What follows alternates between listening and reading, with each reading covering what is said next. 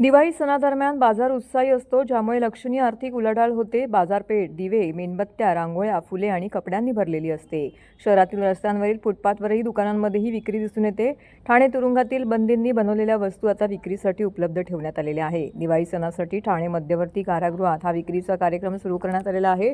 तुरुंगाच्या गेटवरील एका कोठडीमध्ये विक्रीसाठी ठेवण्यात आलेल्या मेणबत्त्या, दिवे, लाकडी वस्तू, कपडे, चादरी, टॉवेल इत्यादी उपयुक्त वस्तू विक्रीसाठी उपलब्ध आहेत.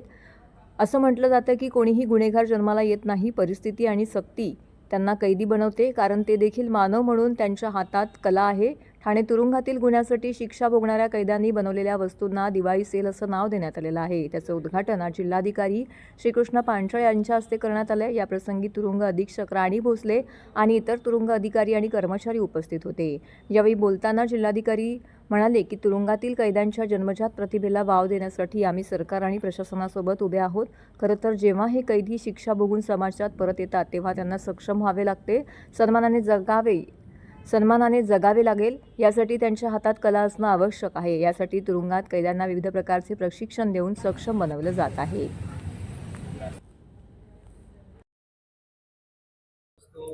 प्रदर्शनीमध्ये आज दिवाळीच्या अगोदर या वस्तू प्रदर्शनीचं उद्घाटन होतं आणि ठाणे जिल्हा मध्यवर्ती कारागृह इथे कारागृह अधीक्षक, त्यांचा स्टाफ आणि बंदींनी बनवलेल्या वस्तू याची आज पाहणी केली. त्याचं उद्घाटन प्रसंगी इथं उपस्थित होतो.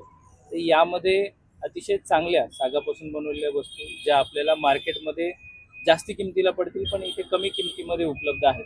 त्याच पद्धतीने म्हणजे दर्जा जो आहे तो अतिशय उत्तम आहे आणि त्याचसोबत नवीन नवीन प्रोडक्ट बनवण्याचं देखील इथं दरवर्षी त्यांनी उपक्रम हाती घेतलेला आहे, ज्यामध्ये आता कॉटनपासून बनवलेले नॅपकिन्स असतील, टॉवेल्स असतील, तर प्रिंटेड आणि जे मार्केटमध्ये चांगले ब्रँडचे टॉवेल असेल तर ते सुद्धा इथे बनवलेले आहेत. एक इको फ्रेंडली मेसेज देण्यासाठी दिव्यांची दिवाळी करावी असंही इथे त्यांनी दिवे इथे प्रदर्शनीमध्ये आणि विक्रीसाठी ठेवले आहेत. सोबतच जे आपले आकाश कंदील असतात तेही आपण बघतो की आता आपण आत्मनिर्भर भारत आणि स्वदेशी वापरण्याचा प्रयत्न करतोय. तर त्यामध्ये अतिशय चांगले कागदापासून बनवले, इको फ्रेंडली, म्हणजे प्लास्टिकचा वापर कमी करावा यासाठी देखील चांगले इथे आकाश कंदील बनवले आहेत.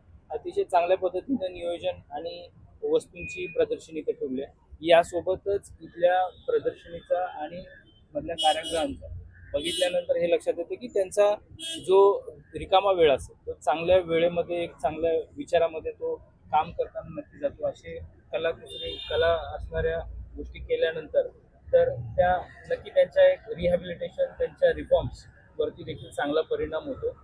याच्यात काही मला खात्री आहे. आणि सोबतच या प्रदर्शनीच्या अनुषंगाने याला आणखीन कोणती नवीन टेक्नॉलॉजी, जसं आता पॅकेजिंगला एक टेक्नॉलॉजीचा आम्ही चर्चा केली. छान पद्धतीचे मिलेट्सवर बेस्ड प्रॉडक्ट बनवले आहेत आणि ते चांगली पॅकेजिंग करून, त्यांचा ब्रँडिंग करून ते मार्केटमध्ये विक्रीला आणण्यासाठी तोही मी त्यांना प्रस्ताव एक द्यायला सांगितलेला आहे. तो नाविन्यपूर्ण प्रस्ताव देऊन तसं नियोजन आता करण्यात येईल.